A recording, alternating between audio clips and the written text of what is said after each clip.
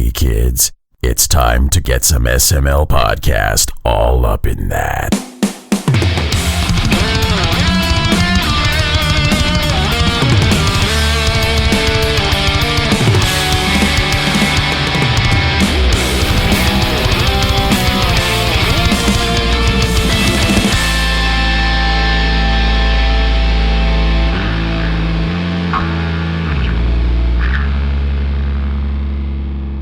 What's up, everybody? This is the SML podcast. I am your host, Joe. Joining as usual, Cole. How are you doing?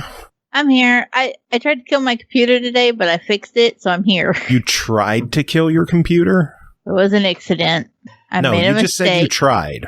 Well, that's premeditated. Yeah, that's premeditated. That's effort. Chris agrees with me. Chris Taylor's here. Pernell Vaughan's here. Everyone, we're in agreement. You tried to murder your computer. Why? Well, see, it was stuttering, and the internet said, check your RAM speed. And so I checked my RAM speed, and I'm like, oh no, I have super fast RAM, but it's telling me I don't. Somewhere, something decided I didn't have super fast RAM, even though I do have super fast RAM. So the internet's like, oh, go into your BIOS and change it to the super fast RAM speed. And I was like, derp, easy peasy. And so I did it. That's exactly what you did. Exactly. And so, to the T. And I did it. And then my computer was like, noping the fuck out. And it wouldn't post. And it wouldn't come on. And I had a strange yellow light on my motherboard that was not there before. Well, you don't want to do it in post. That's the big problem. Don't do it in post ever. So the whole thing, like, I don't know, it just decided to turn into a $1,500 brick at that point. Damn. Oof. And I had to get in there, and I needed to pop the CMOS battery out and flash the BIOS. And the problem is that I have a big-ass graphics card that's right on top of the CMOS battery. And I had two choices, wiggle the shit out of it and get it out of there without removing the big graphics card, or take my chances and remove the big ass graphics card. So I wiggled the shit out of it because clearly I went with the more difficult one. Got the CMOS battery out, flashed it, popped it back in, plugged it back in, and everything was fine. I mean, did you have to expose yourself to a battery to... Mm-hmm. You flashed it? I did. Yeah. It wasn't even... It's not even the battery... Or did you just, like, hike the skirt up an ankle? The directions literally tell you to take a conductor and touch the two pins. And I'm like, everything I've ever been told about computers is don't fucking touch the pins. And it's like, you'll have two little nipples and you need to touch them with a conductor. And I'm like, this is going to blow up my whole house. Well, it was fun living. Yeah, and then I was like, well, and then I used a pair of fingernail clippers and I touched them and it was fine. And now your hair sticks up straight. I mean, I needed some help straightening this shit anyway. You see my emotes and how the hair is just like everywhere? Because that's what my hair is really like. It's unruly. Just keep one thing in mind. You're the only one on this show with hair. That is a good damn point. Fine, I got enough for all of us. Flaunt it. Flaunt that hair. And if Tim were here, he'd still be the only person on this show with hair. What about Norg? Oh, yeah, if Norg were here, you would still be the only person with hair. God damn. Was there, like, a casting call put out for the show where it was like, must be middle-aged white dude with no hair? And then y'all saw Pernell and was like, close enough. And then there was me. Cole. And you were like, diversity. Damn. Jesus, Cole, Saw Pernell and said close enough. Oh my God. I thought we were friends. I know better now. Oh, mercy. Wow. What happened? Thought we were cool. Then I woke up and learned the truth. So yeah, I fried my computer today, but I fixed it. Well, now I don't care. I'm glad you fried it. Man, fuck your computer. You deserved it for saying that shit.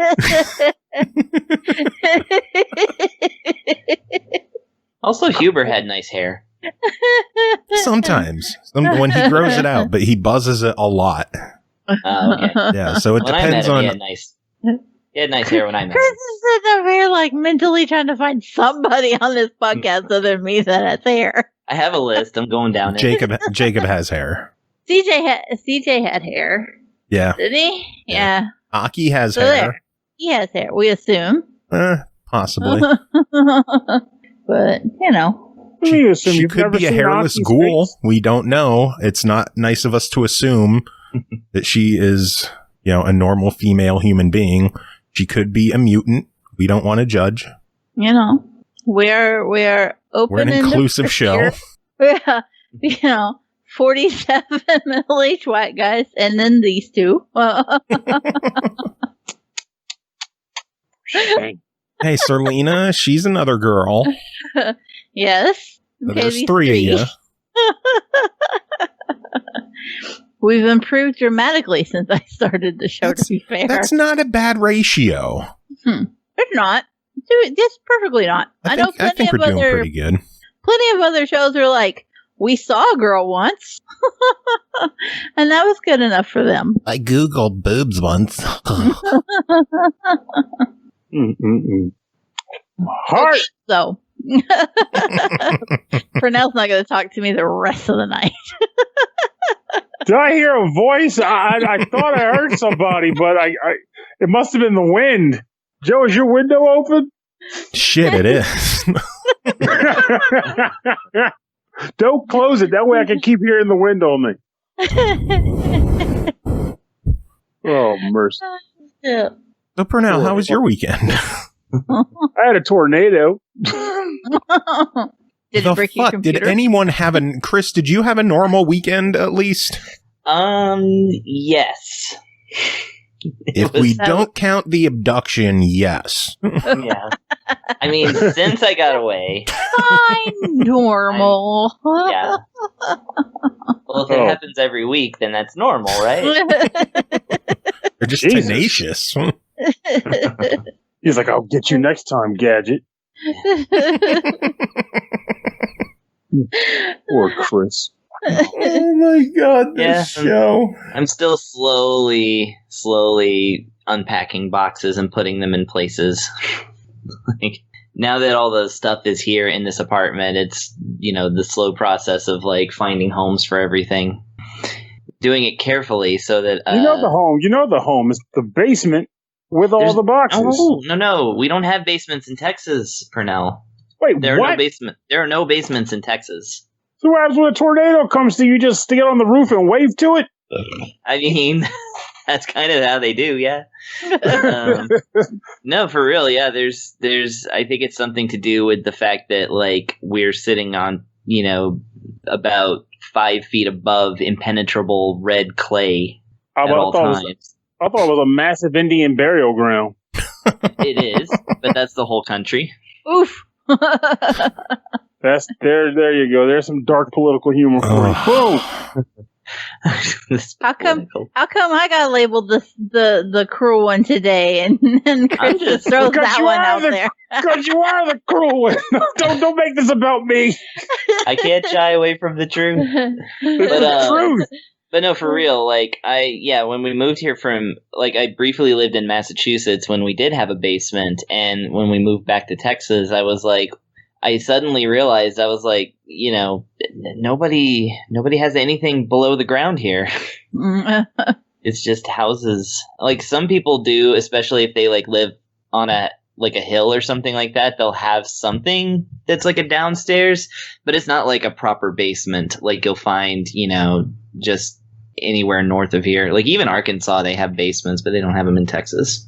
I love it. Even Arkansas? Even Arkansas. Some places in Arkansas are just basements.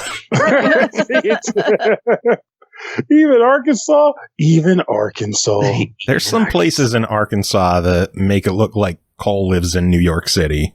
Oh, you mean Arkansas? I will say... go ahead. No, I was about to say, I just always throws me off when I come across the rare person that still refers to as Arkansas. Arkansas. Not your Kansas, Arkansas.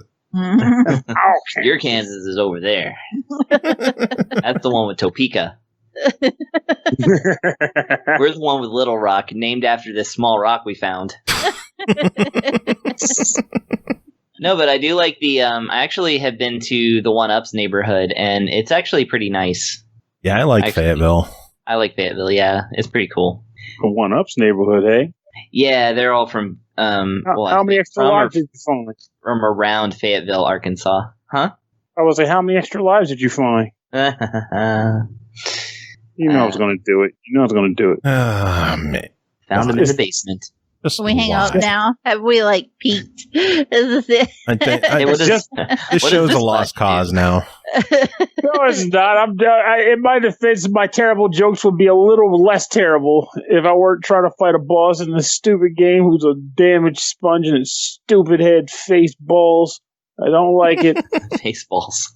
It's driving me nuts. I'm like, oh yeah, this shouldn't be too bad, Come on the end. Boss, this is a game where it's rare. It's not rare for boss hit point totals to be like 900, like 90 to 100,000 or some jazz like that, like 200,000 hit points. This boss had 9999, 4 nines. And I'm like, okay, that's very low for this game. This should be a cakewalk. I've been fighting for like 40 minutes here because every attack I do somehow does like 50. Jeez. This is a chip battle of chip battles. This is insane, man. Dang. But I'm on it because I'm like, I'm going to win this shit. I want to beat a game this summer. It's going to freaking happen. That's not how I remember Faceball 2000 going. Oh, no. You're thinking about the 2000. I'm playing Faceball 4000. Oh, okay. The less celebrated sequel. Exactly. They didn't even bother to call it Super. Adequate Baseball 4000. Adequate Faceball 4000. I would play that game. I think you're like the only person who would because everybody else skipped it. That's why it failed. Well, as long as we like it, then it is adequate. It's not a total failure. You're here to that. Sometimes it's just about us supporting titles, and we're all there. We're all that matters. Adequate Faceball 4000. That is the show title. Oh, good. I'm waiting for the segue where Joe says, speaking of adequate. Speaking of 4000. Numeric computations. Speaking of sport balls, sports and activities and fun activities and being active and balls and faces. This is a horrible segue. Joe is doing awful. Donuts with this segue. Speaking of every word in the Merriam-Webster dictionary. I wasn't ready for a segue. You guys were still talking, so you're like throwing me to the wolves here. I beat the boss. Well, I just got 1,296,000 experience points. That's great. And I went up 5 levels per character. That's just damn. Root beer's my jam in chat saying Fall Guys. Someone knows what's up. Hey. Fall Guys. So should we talk about Fall Guys? Oh, you guys played it yet? And some other games too. Yeah, sure. That's right. You're reviewing it tonight. Yeah. First game to talk about tonight is called Fall Guys, developed by Mediatonic, published by Devolver Digital, released August 4th on PS4 and Steam for $19.99, and is available as a PlayStation Plus membership for the month of August. If you are a PS Plus member, get on that. Fall Guys is a massively multiplayer party game with up to 60 players online in a free-for-all struggle through round after round of escalating chaos until one victor emerges. Chris, tell us about Fall Guys. All right, Fall Guys. So this is this is basically like the tour de force du jour of August, of the first couple of weeks of August 2020 gaming. Yes. Yeah, in fact, I'm looking right now. 179,000 people are watching it on Twitch at the moment. Oh, and that's, hell. I know, that's why they're not here. Yeah. Even though we're talking about it. But all I have to do is change the game category to Fall Guys, and people will just come in here. Yeah. They'll pour in here and be like, this is the worst game of Fall Guys I've ever seen. There's only one guy and he's not falling. He's just there. He's fallen and he can't get up. Why is he looking at me? He's ugly too. Oh, There's a total shortage of hair here. There's a cat. Why is there a cat? Well, that is proper for Fall Guys, actually. So Fall Guys, as a video game on the computer entertainment system, is a game.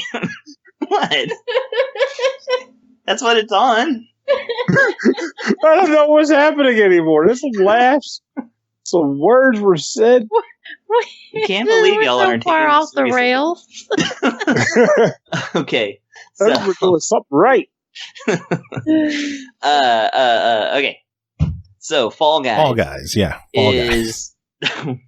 When you boot up your computer machine and then start playing this game, you have a kind of hub where you can change your appearance. Your guy is just kind of a blobular sort of thing, just like a little cartoon character for like somebody doing their like first year of art school kind of thing. It's just like it's when somebody who doesn't draw becomes a webcomic artist. This is like the kind of character. It's just it's very like a gelatinous orb. Those are the anime chins here.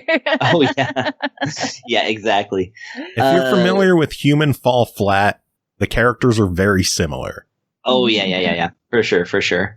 And I'm gonna draw comparisons to another similar game a little later, but yeah. So you select your thing, and then you choose its color scheme from like just different wild bright colors that have corresponding names and stuff and patterns and whatnot. And that's basically all that you have initially. Everything else is unlocked, and we'll get back to that later. And once you choose your character, then you play online. You can either play with your friends or you can just join a game. There is no single player at all in this game. It is only multiplayer. So whenever you choose your fate, then the game will drop you into a game populated by up to 60 other players. Now, fortunately, it doesn't force the 60 number, so if it puts you on a server where there's only 50 people, it'll go ahead and start the game. So that's kind of nice. Yeah. And we'll get back to the servers. That's a timely. That's kind of a time related thing, though, like a newness thing. Anyways. So once you get in, it drops you in with all the other characters. Then it chooses a game for you all to play. So there's basically two whole separate load screens to wait through for a game. And then all chaos ensues as you go through a certain kind of game. Like it'll pick from a pool of not too many for the first game. They get a little different as you scrape away the players. So let's say it's just an obstacle course where you have to go through one of the most common ones is where you have to go through these floating pool noodles, and then you have to jump on these platforms and stuff, and maybe the platforms might spin, or maybe there's doors involved that open and shut on a timer, or bumpers or something. Basically, it's an obstacle course, and everybody just goes in at once. Your only commands are to run, jump, or slide, and grab. You can either grab a person or a wall. And yeah, basically the goal is to get to the end quick enough that you are ranked high enough to qualify. Usually if there's 60 people the first round, you'll need to be in the top 40. This actually is not easy to do, particularly now, if you weren't there, as soon as the gates opened, people are getting better at these games because, like I said, it rotates through a relatively small pool of levels. So as you keep playing, you actually get to learn these levels a little bit. And I went from going, I think I did 4 rounds in a row where I completely failed to even qualify for the seesaw level. And then on the 5th try, it just I was just running through it without even thinking, and I got 3rd place. So, which is pretty nice.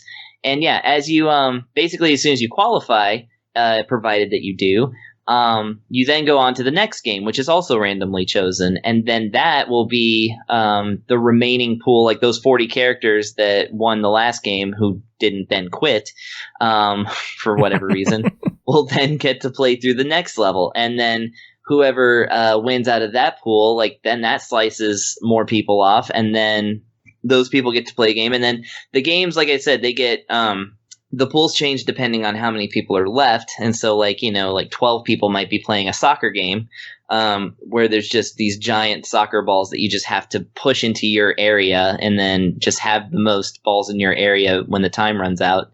Like different little things like that. All the games are very simple. They're always explained in a single sentence and you just get it. Like none of them have been complicated yet.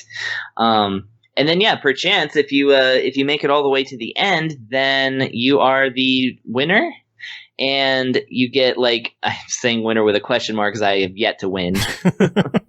And then you get two different kinds of points. You get rank points, which are kind of like experience points, and then you get basically money points. And so the rank points, you basically get different unlockables based on what rank you get, and those are always those are on a path. So it's like the first time you level up, you get 500 of the money points, and then the next time you get a costume, things like that. And the money points you can spend freely on basically more costumes. And none of them really, I don't think, enhance the performance of your character, because the point of the game is to survive with 59 other completely identical bald blobs. It's kind of like podcasting. Goodness. Yes. Yeah, surviving among the dozens of gelatinous and we're freaks. Out of the top 60, we're hanging around, I don't know, 73. We might just be sitting here bumping our heads against one of the seesaws. But out of the top 60, we're guaranteed in the top 100. Exactly, yeah. So basically, there's a couple of things I really like in this game. One, of course, just the sheer madness. If you're playing with friends and streaming and things like that, which 179,000 people are enjoying that right now, just as we speak. Let's see, I'm going to refresh it. 182,000 now. Jeez. Because 3,000 people joined our stream.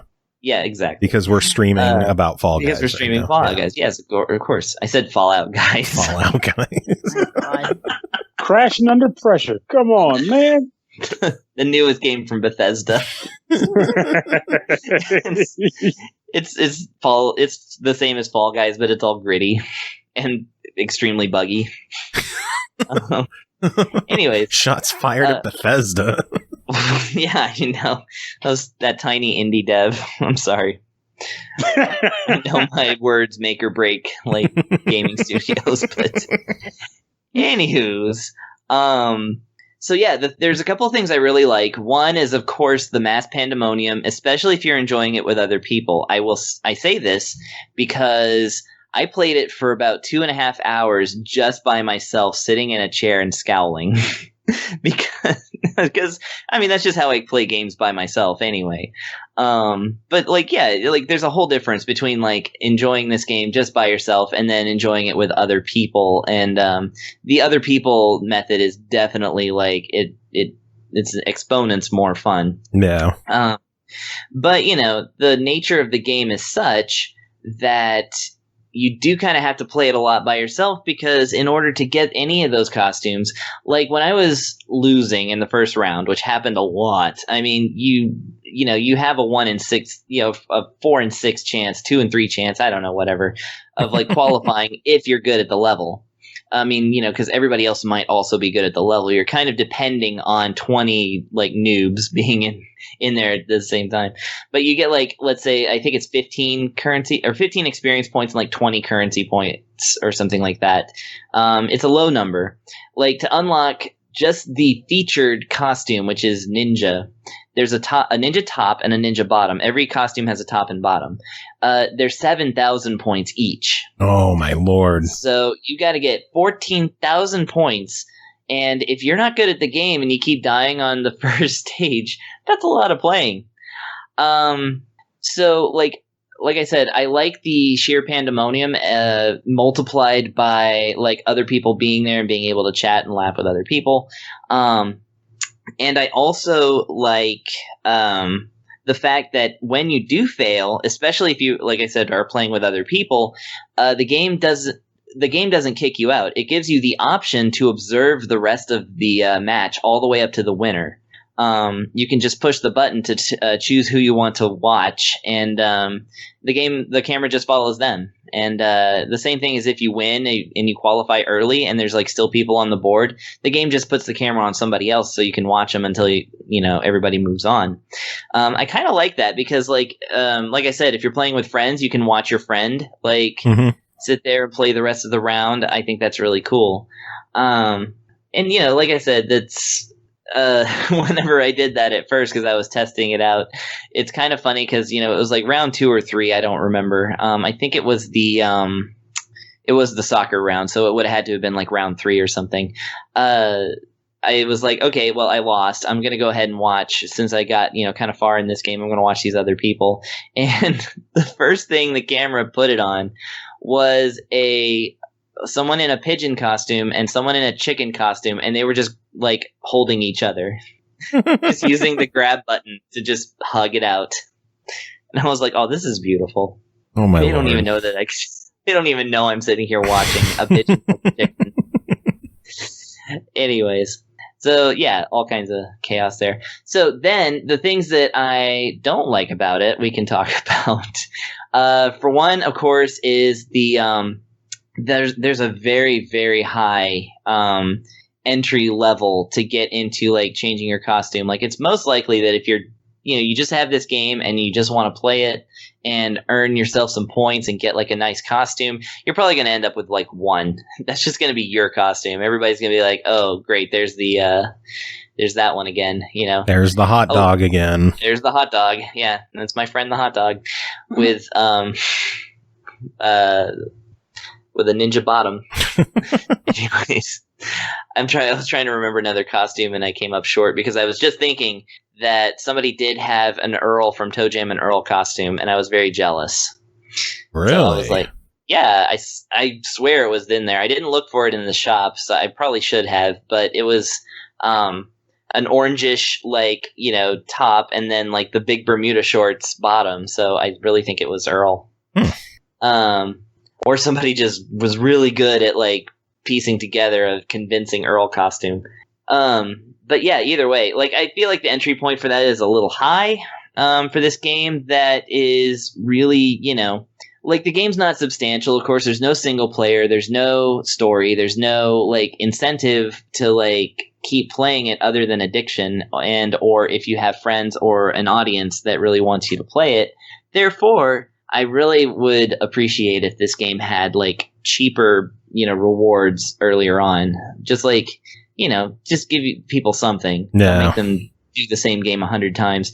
Then the other side of that is, and this is the reason I think that Ninja tops and bottoms cost 7,000 points, is that of course you can purchase points as DLC in up to 50 real dollars increments, starting at 5. And that gets you like, I think 11,000 points or something like that. It just basically gives you enough for like a costume or two. I think there's cheaper costumes, of course, in the Ninja one, but still.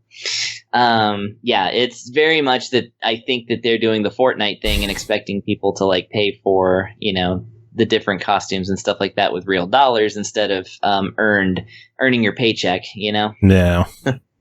But that's just gaming nowadays. So like, that's not really a complaint. That's just something I personally was like, well, I'm not going to really pursue costumes then. No. I know a lot of people say, well, that's not bad in a free game, but we have to remember that Fall Guys does have a $20 price tag. Yeah.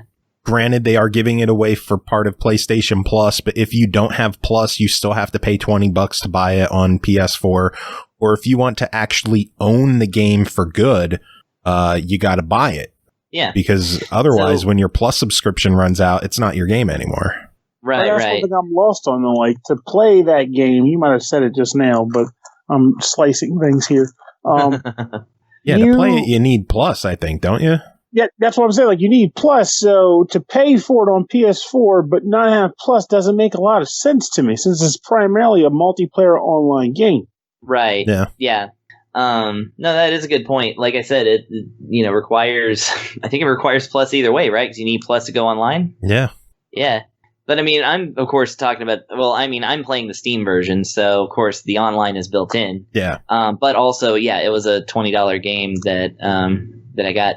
So yeah, I think that if they would have like given me like a whole bunch of points to begin with, so maybe I could choose my first costume, like maybe give me enough to like customize my character right out of the gate, that would have been really kind. And I wouldn't even had mentioned the DLC.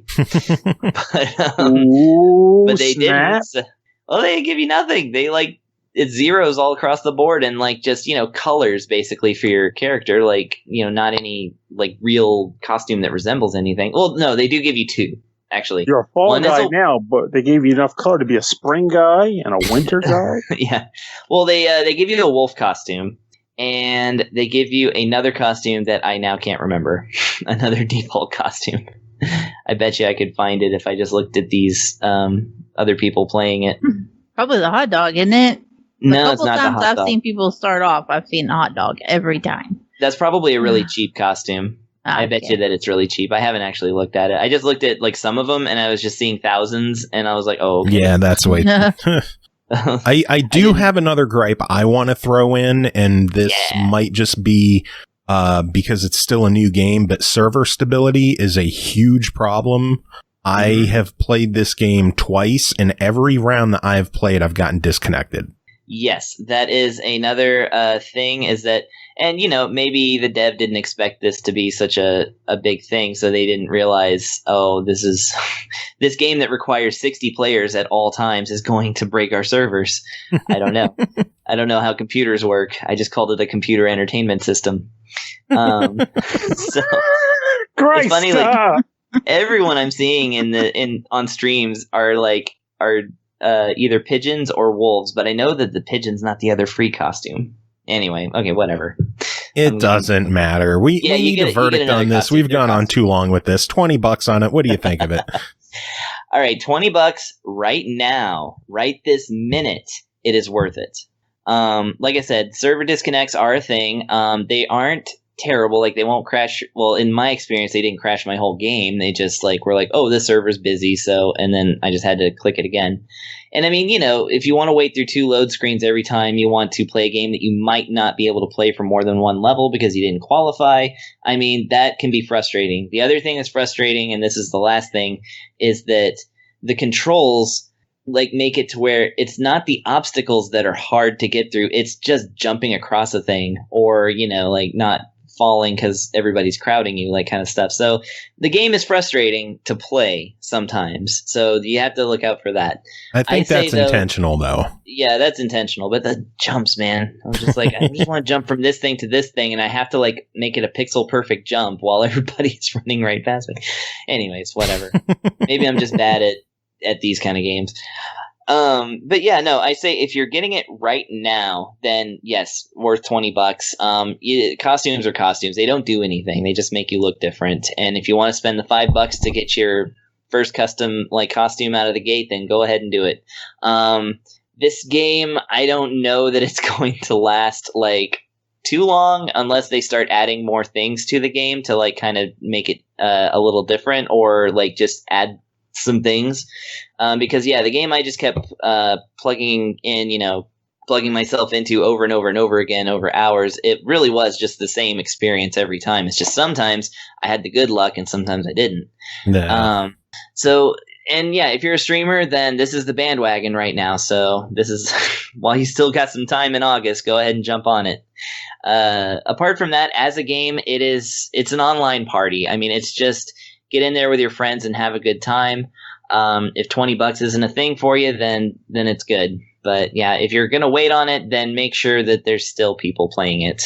So that's my biggest concern with this game is if it keeps an audience. I know people are like, "Oh, I can't wait for the Xbox release." It's it's 4 days old and it's on PlayStation Plus. If it's coming to any other platform, it's probably not going to be for a year. Yeah, and don't wait up on the really Switch. Nice. Don't wait for a Switch release either, because that'll be 2 years from now, and the servers are never going to handle this. I'm giving it about 6 months. for the Xbox release. You think so? You think it'll be that quick? Yeah. Well, here's the thing. When my friend Pedro came out on Switch, I'm happy for him. And then bruh. When it came out on Switch, and they were like, "Oh, Switch exclusive," and then it was 4 months. They're like, "By the way, Game Pass." And you're like, "Okay, cool." So they've been really quick in getting the exclusives.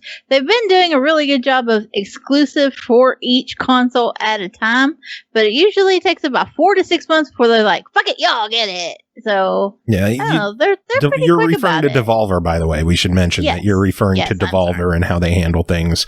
You just have to wonder if there's a different kind of contract involved with PlayStation Plus. How long did it take Rocket League to go otherwhere? Like a year? I will say Rocket League is much more the game than this is, though. Part of me thinks this is going to be the next Rocket League, but we'll see. Yeah, I mean, that's certainly a valid... It's very possible that this could just become August's big thing, and then afterwards no one will care about it, but I'm pulling for this one. I hope it does well. I would love to see it hit other platforms. Hopefully we don't have to wait too long. But yeah, for sure. Everybody's going to have Fall Guys by Christmas. I've decided it. It's what it is. It's all there is to it. You can't tell me otherwise. You're just going to have to suck it up. Okay, Santa Cole. But I really want to. I want to tell you otherwise. It's got to happen. I can't wait until we're all trying to figure out which episode number it was where we all placed our bets on Fall Guys. When it topples Fortnite is the biggest video game ever. What, the one where we talking about adequate Faceball? Oh, adequate Faceball. That's why we named it that. By the way, now it's 193,000 viewers. Damn. Okay, we've spent 25 minutes talking about Fall Guys. Next game to talk about is called Spitlings, developed by Massive Miniteam, published by HandyGames, released August 4th on Xbox One, Switch, PS4, and PC for $14.99. Spitlings is a chaotic action arcade game for 1 to 4 players, puts you in control of the titular Spitlings, charming rectangular creatures with teeth they can spit at bubbles or use to jump. Pernell, tell us about Spitlings. This will be real quick. At least on the single player end. So, Spitlings is a game where Joe actually described it best, so I'm just going to stick with that descriptor. He defined it as being a modern-day Buster Brothers take, and I can kind of go with that for those familiar with Buster Brothers. For those who are not, what this game is a game where you are a little spitling critter who has a mouth that's full of teeth, and at the press of a button, you spit those teeth out. That's literally what you do. You spit teeth out to jump. You spit teeth out to strike. And just frankly, you're just ditching your teeth. You would think it would be painful, but they seem to have fun doing it. So more power to them, I guess. When you fire the teeth, they pretty much attack opponents. And in this game, your opponents are pretty much circular bouncing ball objects. That is the opponent for the entire game. It's just variations of them. Usually they'll just be bouncing around, and when you hit them with a tooth, they might just blow up and die. Other times they'll actually break into smaller balls, which you didn't have to destroy anyway. But the overall premise is spit your teeth at the balls to break the balls and kill them as you go on from level to level, breaking balls with your teeth. Now, as you spray the teeth out of your mouth, the amount that are in your mouth, the amount of teeth in your mouth actually decrease. That is the amount of quote-unquote ammunition you've got. And when you run out of teeth, you can't jump and you can't strike. So the way you have to actually replenish your ammo is by picking up the teeth you spat out of your mouth. Also, sometimes little balls will pop up that'll just be replacement teeth, which when we really think about it, there's something to be said about games that take what would literally be very morbid concepts, but throw a bit of cuteness on top and it makes it all easy. Makes it go down easy. I mean, let's be real here. Spitting your teeth out for fun and then just putting some random tooth back in your mouth, that's just not wholesome. And I'm sure a major cause for a lot of gum disease. But I digress.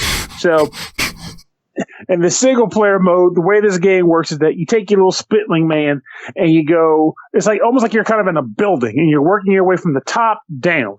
So you go from room to room, entering an arena, And the arena is a bit of a gummy verse, I'll just call it, where it's kind of like you're bouncing around on gums. And the bouncing balls are there, and you have to maneuver the environment, kill the bouncing balls, and get out of the level. And then once you've done that, typically you'll unlock a Spitling character, which you can use in either single player or multiplayer.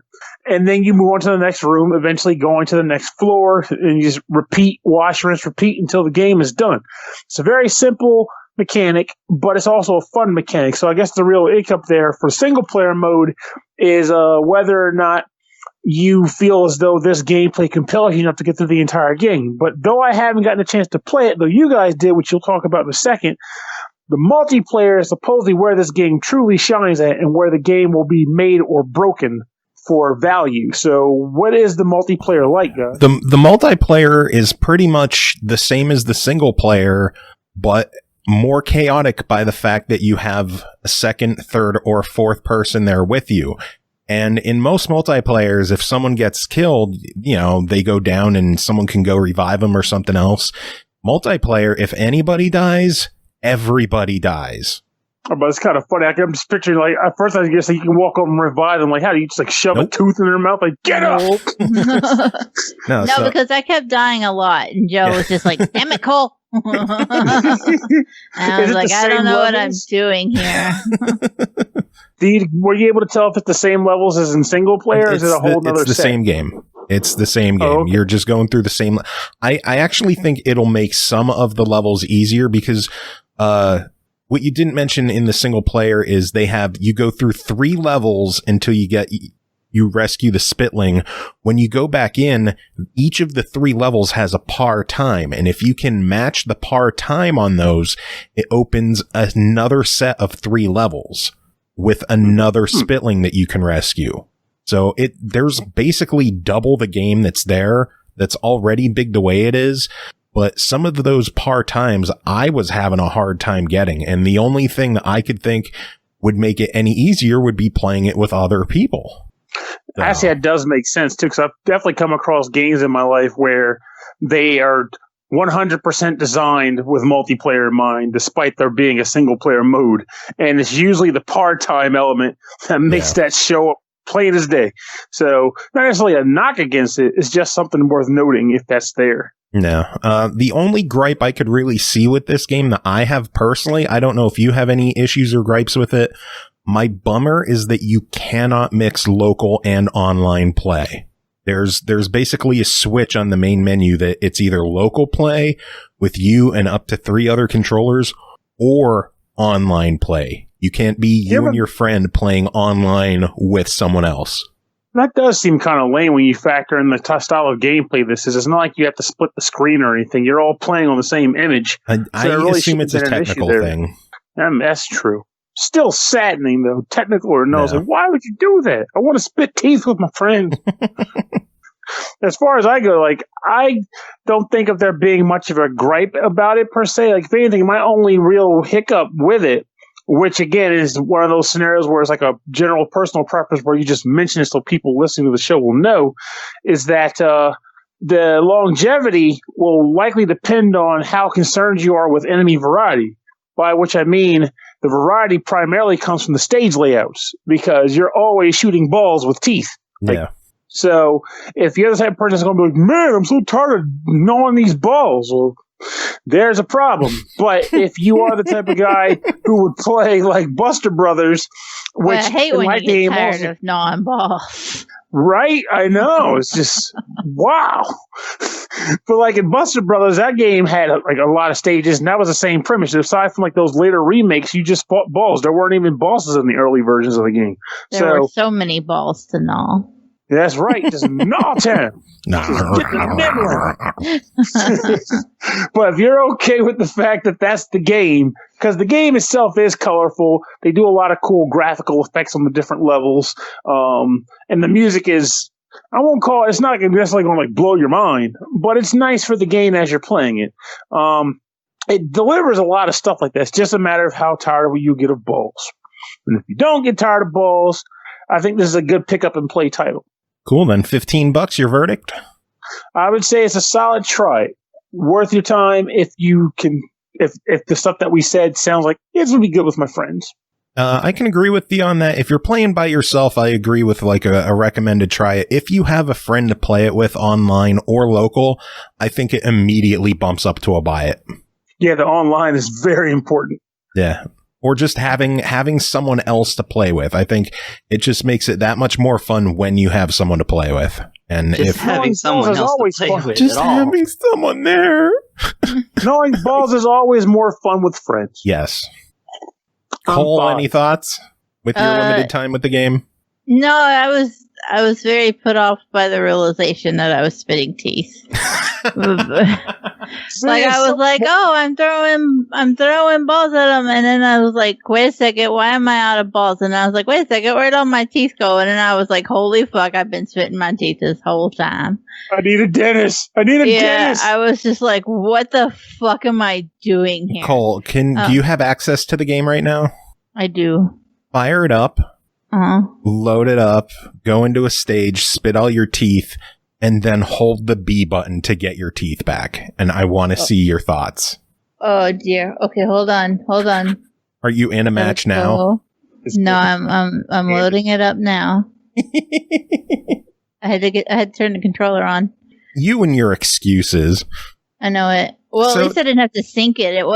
Usually it's been synced to the computer because I've been playing so much Horizon Zero Dawn that I can't do literally anything else right now. If you don't like the fact that you're spitting teeth, just unlock some achievements, because unlocking achievements unlocks special spitlings. And like earlier, I was using a washing machine, and washing machine don't really have teeth. But this one does, and you're spitting them. I mean, a washing machine could have teeth if you have children and they've lost their teeth. If now you're just getting like creepy. No, well, because here's the thing: like my kids, their teeth, they don't tell me they've got loose teeth because they're afraid of having them pulled. So they would lose it at school, and then school would put it in a baggie, and they'd put it in their pocket and bring it home, and then they'd put their school clothes in the laundry, and then I'd do the laundry, and then I'd be like, "The fuck's a toothy?" Oh, the fuck's a toothy? That kind of shit. I mean, you could have a washing machine that has a tooth in it. Does the tooth fairy not visit your house? The fuck's a tooth? No, we don't do that shit. I'm poor. Were you going to say we're atheists? Well, that's also true. But no, I was like, we ain't got the money to just be going and... You know how much money it costs to go and get money out of the ATM?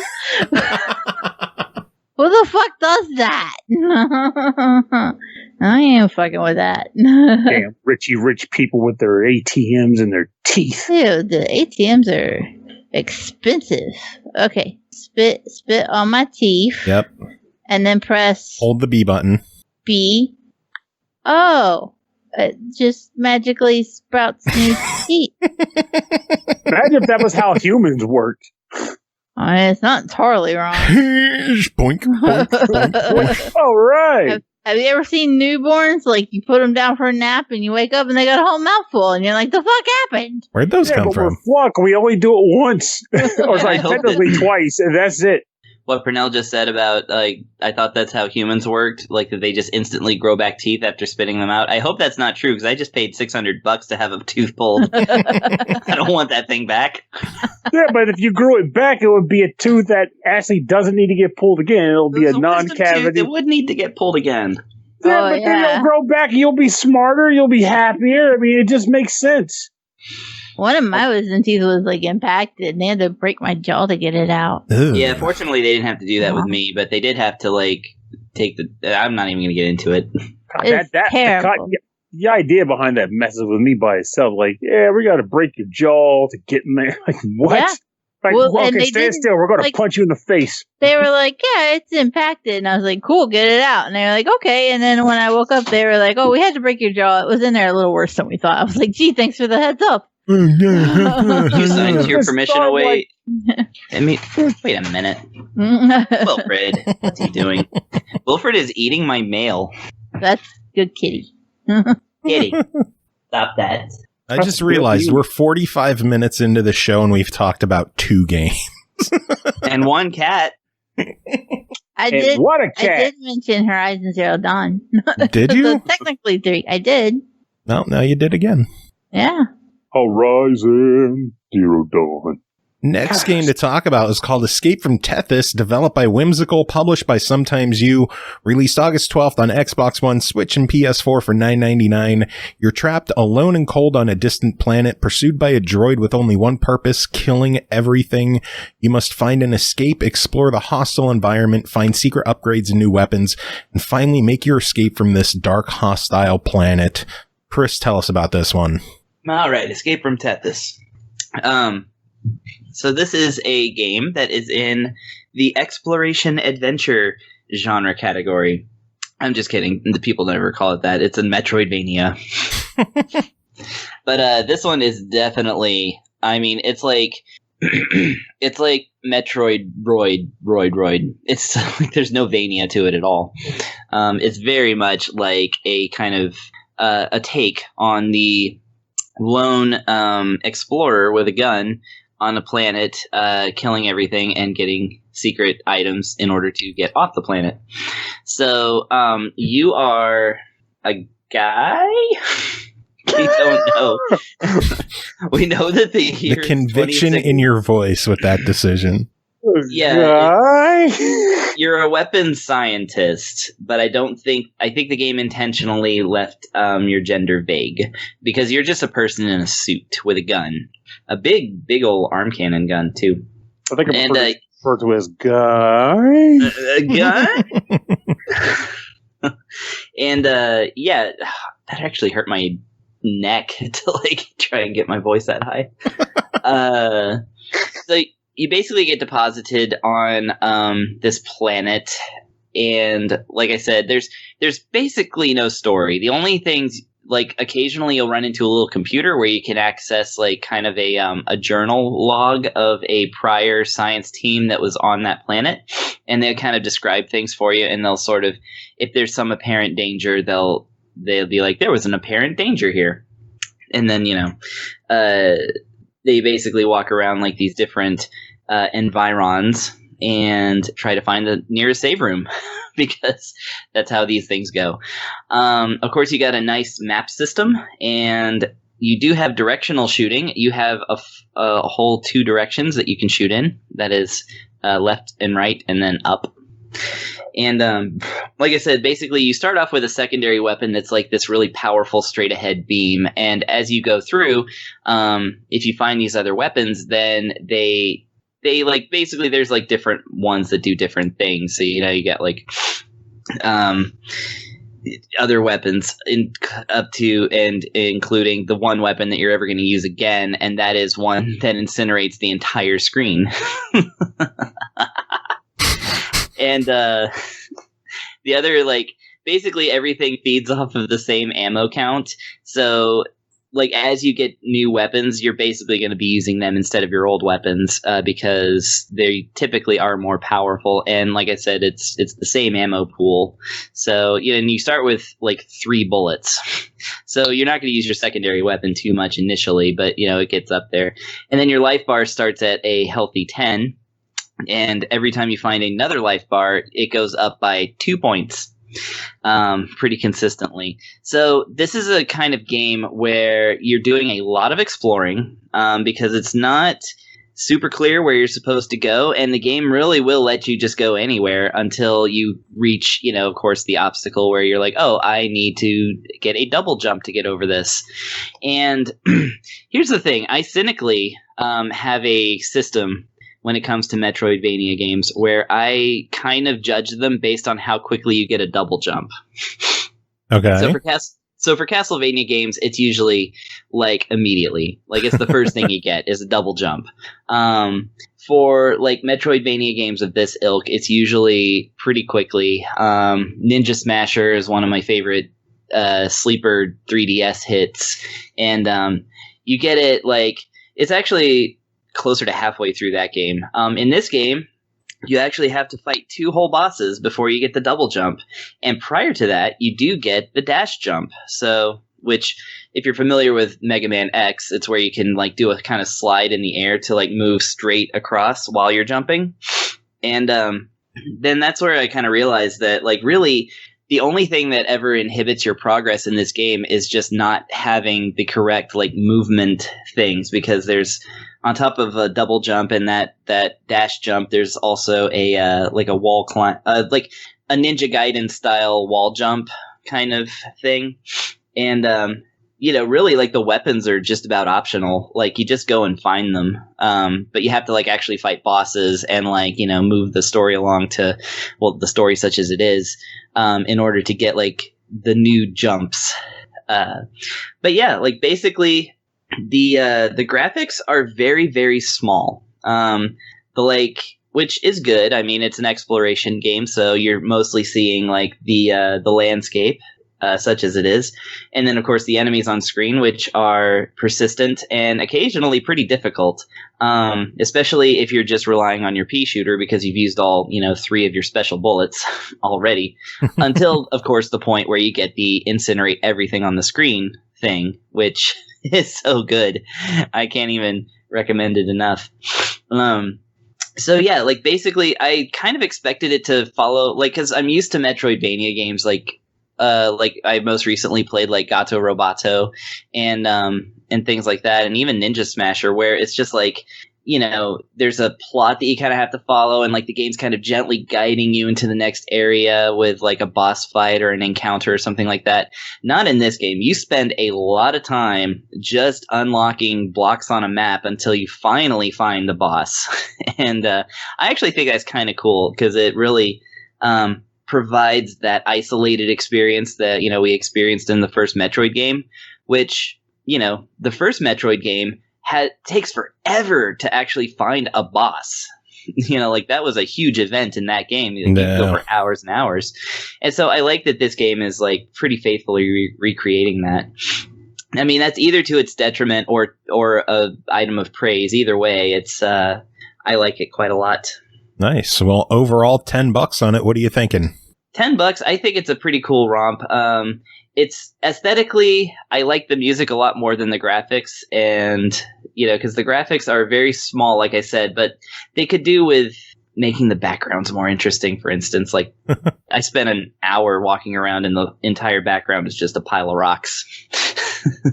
But it's whatever. And I actually really do like the soundtrack to it. Although I will say, as fast as the boss fights are, like, the boss fight music has, like, a minute of slow burn, like, synthy stuff before the beat actually drops, and every single time the beat dropped, I just defeated the enemy. It was every time I was like, I gotta, like, actually sit here and dodge attacks to listen to this whole, like, song, because it's actually kind of a jam. But so I'm actually gonna seek out this soundtrack independently of the game, because I actually want to hear this stuff. Nice. Yeah, $10. I mean, this is, for an exploration type game like this, that's a pretty good price point for sure. Definitely scratches that Metroidvania itch, although don't expect it to be like an epic experience like a Hollow Knight or something like that. Or what was that one game, Super Epic, that we all love so much? Oh, yeah. Yeah, it's not like on that level, but it is nice. And like I said, it definitely caters more to the 8-bit fan than the, like, 16 and up bit fan type of retro junkie. Gotcha. So, yeah, gonna give it a buy it for the true retro crowd, let's call them. Nice. Tretro. What was that, Pernell? Tretro crowd. Tretro. True retro. That's right. True retro. Got to combine 2 words to make it sound like one cool. Tretro. I thought you were doing like a Scooby-Doo. Tretro. I was thinking it sounds like an 80s action star, like Danny Truretro. Well, it is now. Shit. You can't let that go. Starring Danny Truretro. Danny Truretro, starring in Seasons of the Samurai, developed by Francis Malka, published by Top View Studio. Released July 31st on Xbox One for $9.99. Lead a samurai through a series of puzzles set in 8 provinces of Japan. Control the season and time of day in order to change the configuration of each level, allowing the samurai a safe passage to the next level.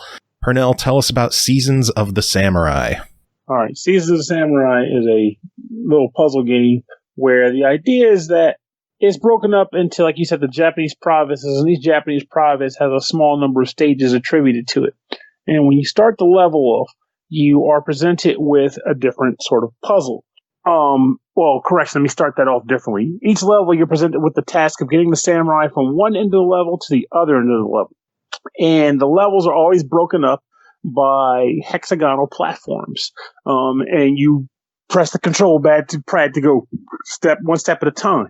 Now, on these levels, there's a different number or type of just say obstacles that may lie in your way, whether it be platforms that are at different levels that you can't, just walk across because there's no jump button. So the platforms may be like at different levels, or you might have like ledges that are like kind of like moving platforms and such. So they don't necessarily move on their own, though. Instead, they move by way of you flipping a button to alter the season. So each season is attributed to one of the face buttons on the right side of the controller. And when you press one of those buttons, depending on if that season is available on that stage, something will happen. To give you an example, let's say there's a level where it's just a bunch of platforms that raise and lower. You press fall in the middle of winter, and the platforms will go either up or down depending on what the sequence is programmed for them to do when you press that season. And then other times you'll press, like summer, and then the platforms will move in a different way. On other levels, you might also get day and night cycling, which is attributed to the cross pad up and cross pad down buttons. And when you press those buttons, similar logic. So what ends up happening is you find yourself on a level, and depending on the number of buttons made available to you, you're trying to determine the proper sequence of configurations to get you from one end of the level to the other. And you have a limited number of moves with which to get to the other end of the level, or you die. So the idea is, for example, you might be like, get to the end of the level in 30 moves to just get a normal clear. But you get to the end of the level in like 10 moves and you get a gold ninja star, which, I don't know. You know me. I didn't get them all, but I was sure as hell trying. So now, here's the thing about this that bugs me to no end, because the general on paper and by description and from playing it initially, I like the idea behind this. I like the idea of state changes being based on player input. However, here's the hiccup. So at the beginning of every level, before you make your first move, you can press every season button and day and night button as many times as you want to your heart's content without penalty. However, once you take your first step, the game starts counting. Every time you press a button, every time you take a step, the counter goes up. So what happens is, if you're the type of person who isn't all that concerned about goal times and just not dying, I would say they're fairly generous with the number of moves you can get before passing. So you can go out there and kind of fumble dumble and just kind of work your way through. Now, obviously, you can't just like do it like just blindly, because you will run out of turns and you will lose. But you can, work it through puzzly like. However, in the event you're trying to go for a gold star, the downside is that, from what I could tell, and if the developers listen to this and I missed a very important element, let me know.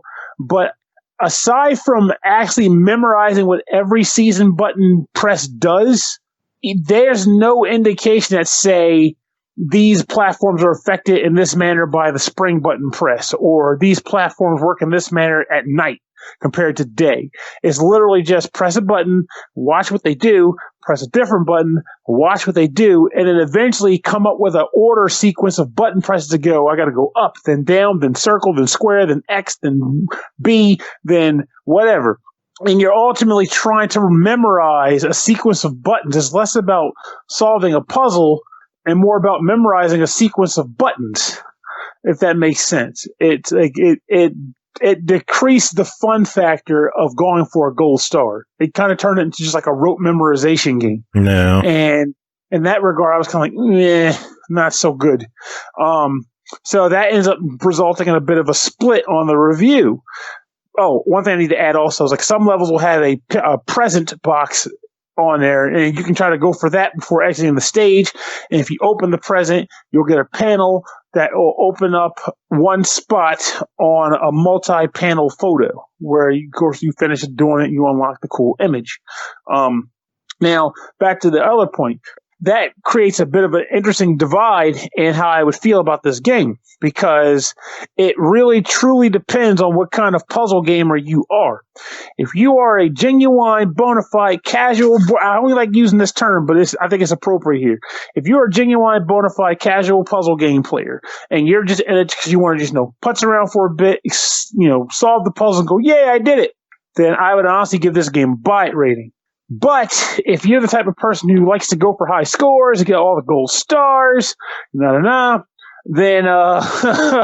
it takes a bit more of a dive, because, you might be different from me. You might be cool with the idea of memorizing the sequence and running the maze.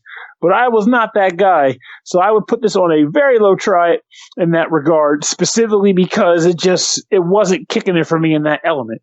Yeah. If there was some way to puzzle out the stage while doing the stage without penalty, I would be fine with it. I'll admit that in some aspects, if you could do that, that might make the game essentially too easy in a sense, because if you could go to just any space on the board and just mash the button to no end, yeah, of course you could solve the puzzles. But that's where the visual indicators come in. There should be something that gives you an indication of where this platform will be at a certain season, at least a certain season, not every season, but at least one, to help you kind of break it through. But unfortunately, that wasn't the case. So, oh well, me, Captain Picky Fans. I don't get you, Pernell. You say words and they confuse me. Apple, Reynolds, apple. Exactly. All right, next game to talk about is called Rogue Cube, developed by Bipolar Dawn. Haha, words. I can read them. Man.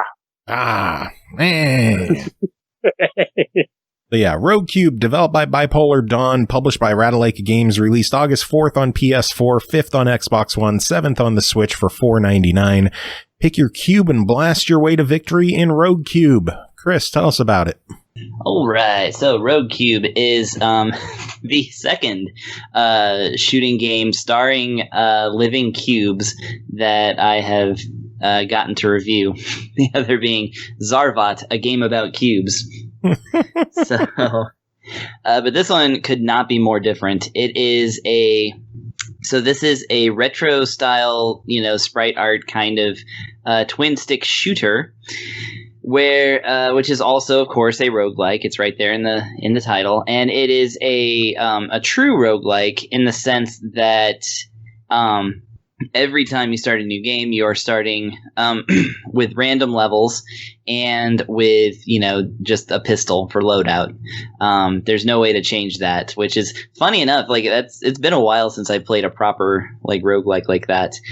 And you just have your cube. You have an initial set of 3 cubes to choose from: blue, orange, and purple, each with their own special, unique abilities. Not really. They all shoot the shooty shoots, but they have different. Your blue guy is just your normal. It's the control group.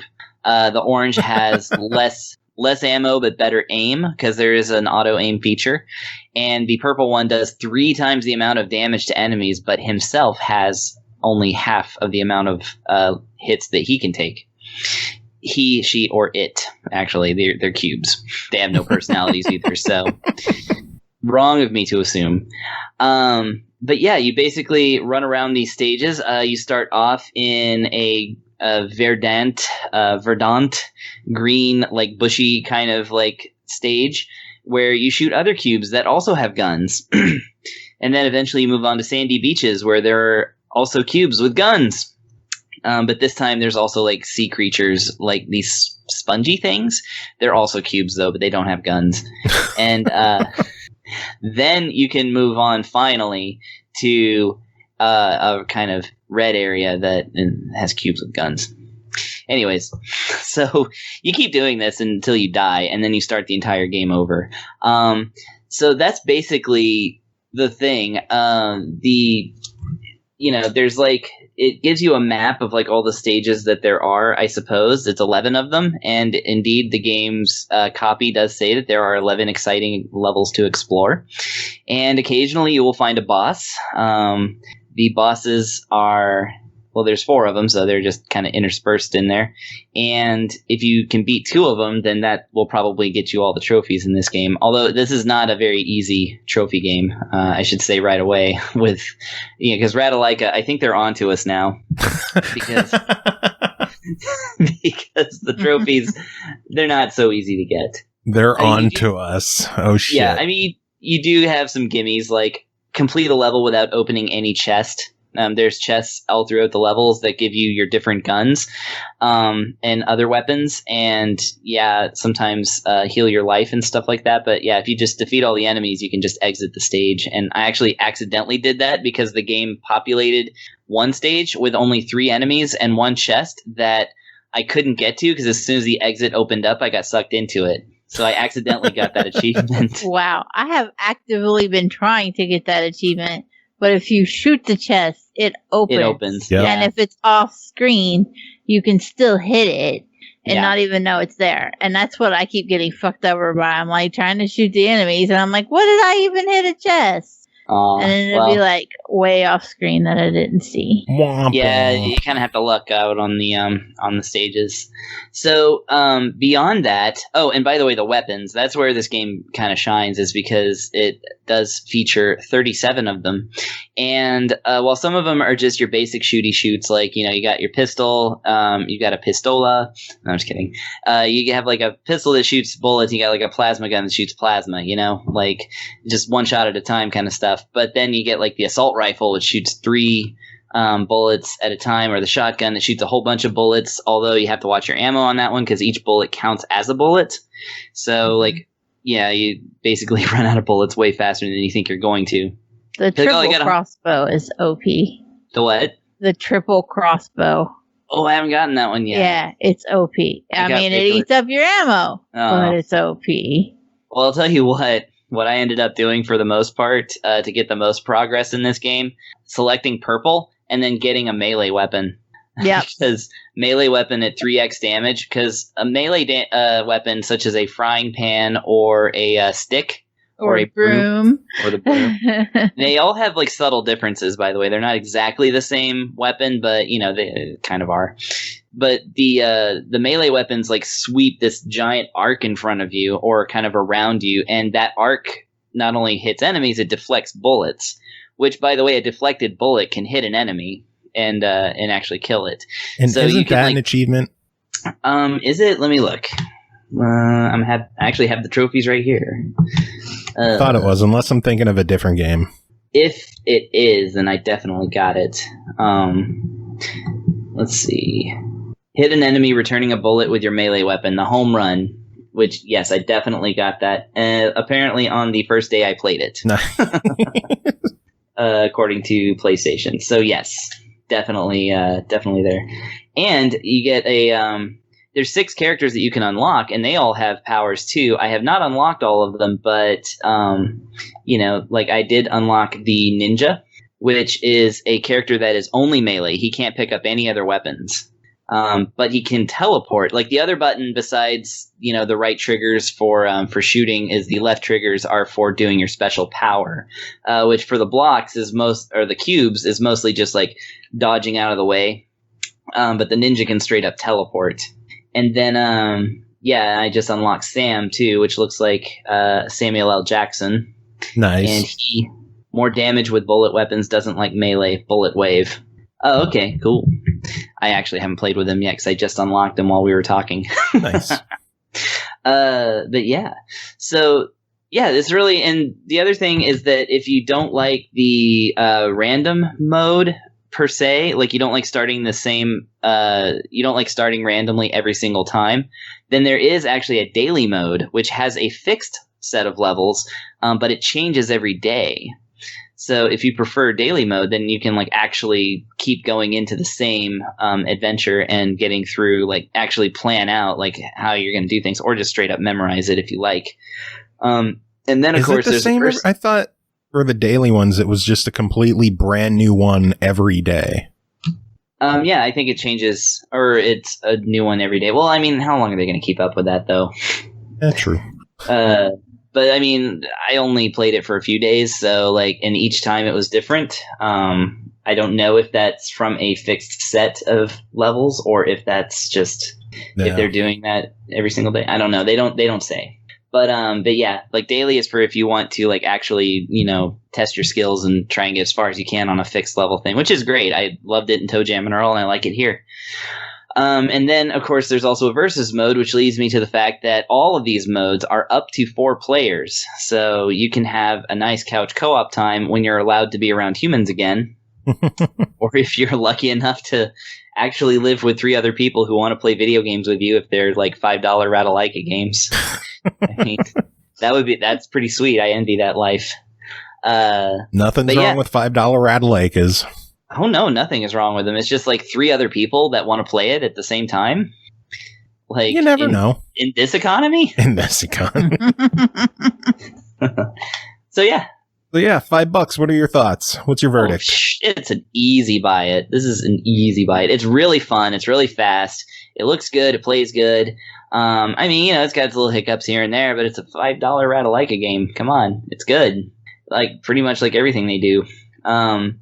Yeah, I definitely, like I said, the thing I like the most is that it has unlockables that are pretty easy to get.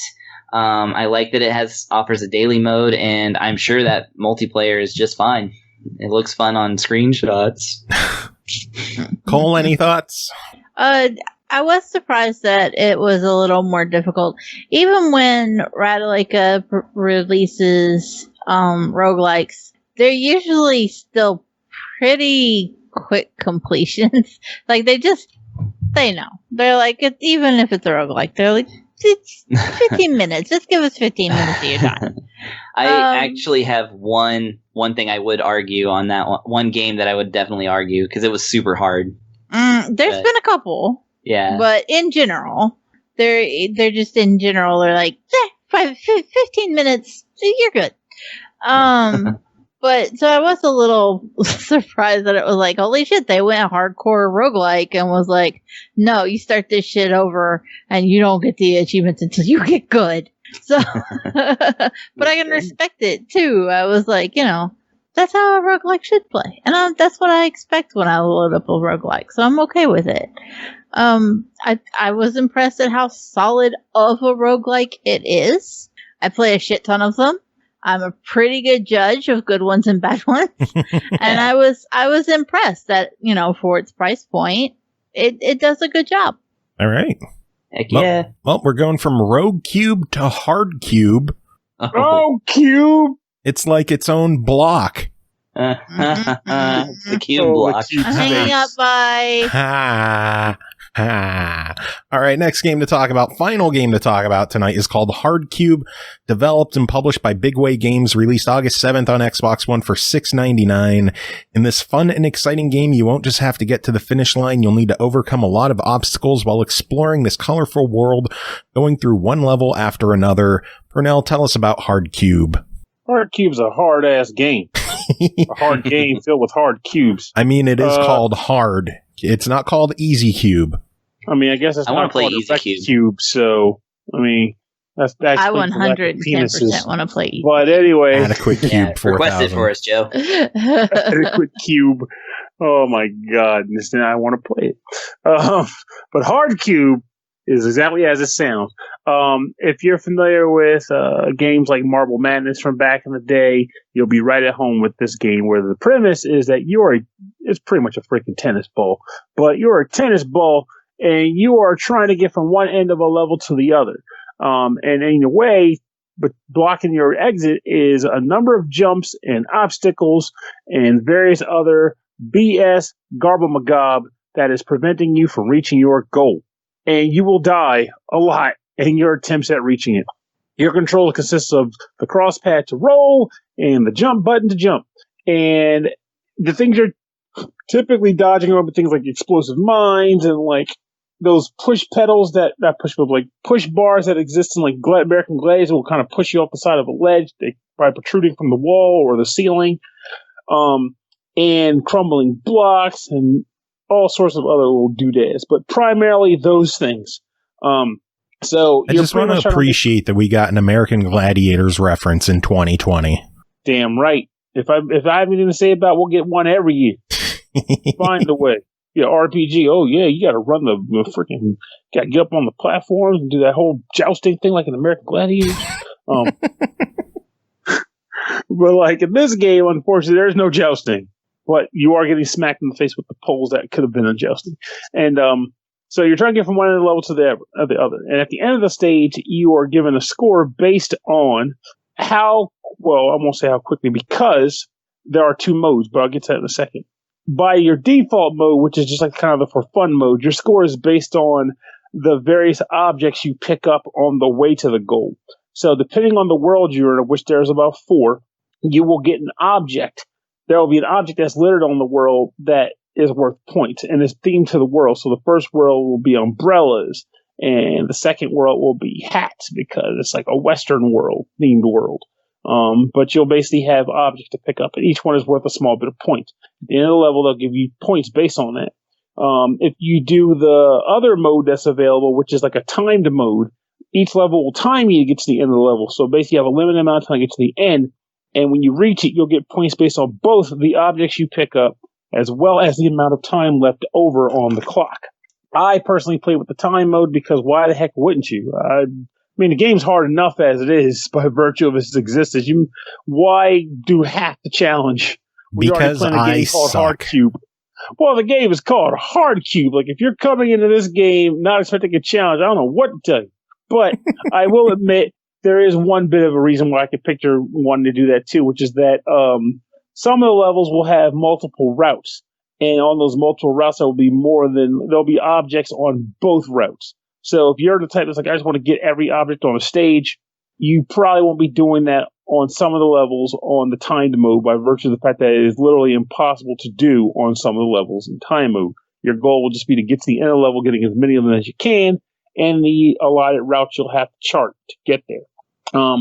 At the end of the level, when you've beaten all the tiles, there's like, I don't remember the amount of levels, it's like 8 to 10. I can't remember the exact number though. But when you get to the end of a world, and you'll move on to the next world, but the scores you've been getting on each individual level will tally up to make a total score for that world itself. So it's kind of a good way to be like, okay, I want to go for the high score here, but to do that, I want to improve my time on this level, which is where I seem to have done the worst or whatever.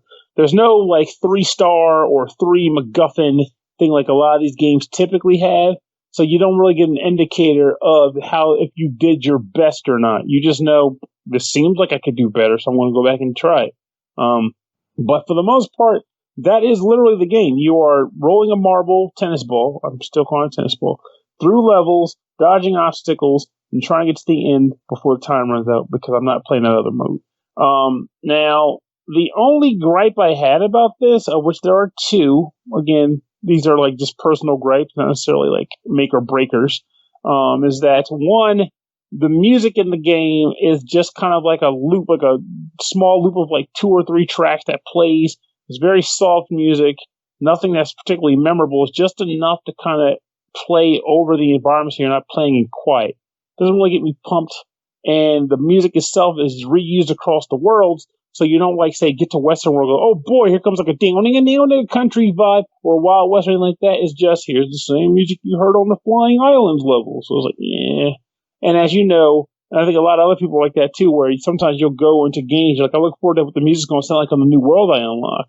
But in this game, world unlocks are essentially different colored platforms and background image change. The other gripe I have, but that's more of just getting used to the game itself, is that jumping can be finicky. So if you're trying to get a good time, you're jumping from platform to platform, and those platforms are like 1 square large, you pretty much are in situations where you have to kind of break in the air to kind of slow down and land and then resume momentum and jump again. Because if you try to just hold forward and then jump again, I can't tell if it may be just me being a suck-my-butt, but from the perspective I was playing at, the game's reaction time, so you double jump, it just doesn't happen. So you almost have to jump, stop, and then jump again. And what that means is you're going to die a lot. There was an achievement for getting like 15 deaths in one level. I got that on like world 3. Jeez. So it was pretty freaking sad. But at the same time, given like I mentioned about the jump controls, I don't feel bad about it. That's how lay of the land, as it were. So overall, I would say I will say I had fun with the game, but I'm also a masochist. So take that for what you will. If you are not a masochist, in the sense that you want to deal with like that weird the jump controls, the stillness or stiffness that I was talking about before, this may not be up your alley. But if you like Marble Madness and you like games like that, or like those kind of floating platform games, but with a marble or tennis ball, and you can deal with that jumping, then I would honestly call this a buy it title as opposed to a try it, because again, I don't think there's a lot of like games like that these days. There's like every once in a blue moon, an indie game will pop up where it's like get to the goal as this marble thing in the right amount of time. But I don't think that's very common these days. So I had fun with this, and I think it's worth a shot. Yeah, I had fun with it too, and $7 is a good price for it. Yeah, but it deserves more than the fuck it. Why not? Let's go hardcore buy it. Sounds good. Works for me. Whew, that's close. All right. Well, that is it for this episode. We made it through another one. Surprisingly brief in the second half. You guys had me worried. In the first half, it was going long. And then we turned it around. We kept it under 90 minutes. I gotta admit, you had me for the first half, but then the second. Yeah, they got us in the first half, but yeah. I actually beat the game by the end of this episode too, so I'm proud of myself. I don't beat games very often, so I'll take it for what I can do. All right, now we're over 90 minutes. We took too long. Will-O-the-Wisp. All right, music this episode. Chris, you mentioned hanging out in the 1-Ups area, so why don't we play some 1-Ups? Yeah, I love 1-Ups. Do you have a request? Well, I have been suddenly requested. God, I'm trying to remember. Did they ever record Silence from F-Zero? I still haven't played it live, and I don't remember if I picked up that album or not. Don't know what F-Zeros they've done. Because they've done so much music. Like, they have so many friggin' albums. They've come out with like 3 albums since the last time I listened to them. Let me try and find it real quick. I don't know. We'll find something from the 1-Ups. Does anyone have any final words to end the show?